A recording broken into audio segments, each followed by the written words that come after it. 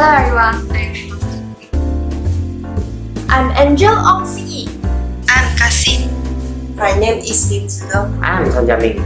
Yes, Team MICROTRAFFIC from Sri Lanka.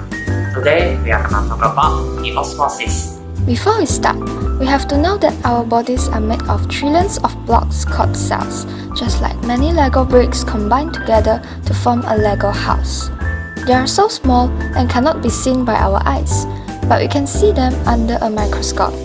Everything, including the pen we use, the water we drink, and our body cells are made of many tiny balls called particles.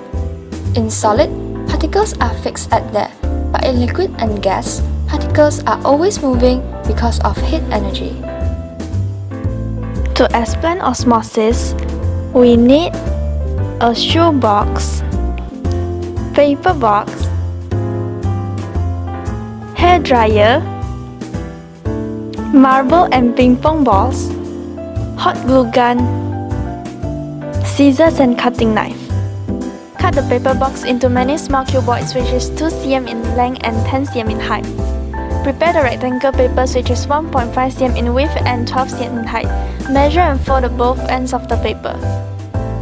These cuboids are empty inside, so close them up by attaching the folded paper with sellotape. Attach your complete cuboids in the shoebox by using hot glue gun.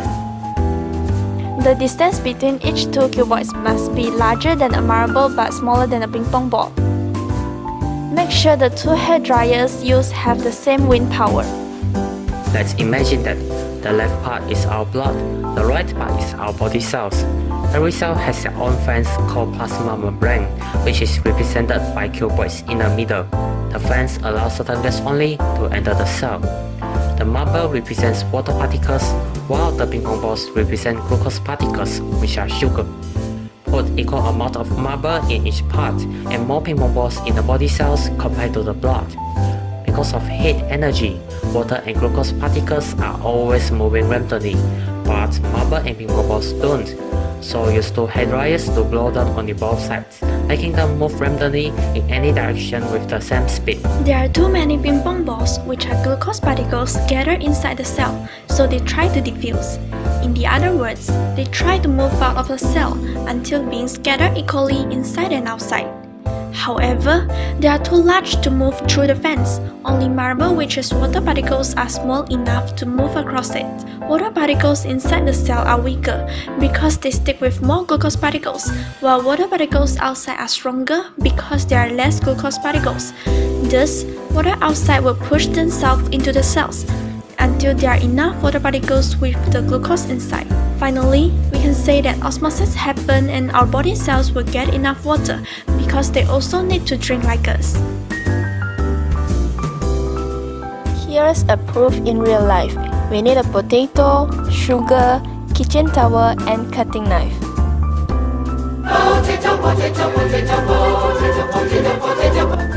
Potatoes!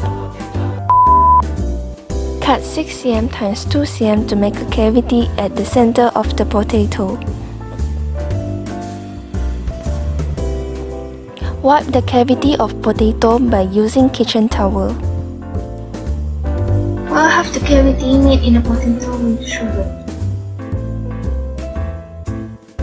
In this little experiment, the situation is reversed. There's less sugar inside the potato, thus the water inside is stronger than water outside, pushing the cell out of the potato. That's why we can see there's water in the cavity of the potato after a while. Last but not least, I would like to say that our teaching tool and experiments are cheap, safe, made of recycled materials, as well as requires minimal supervision. Above is all of our presentation. Hope you all like it. Thank you!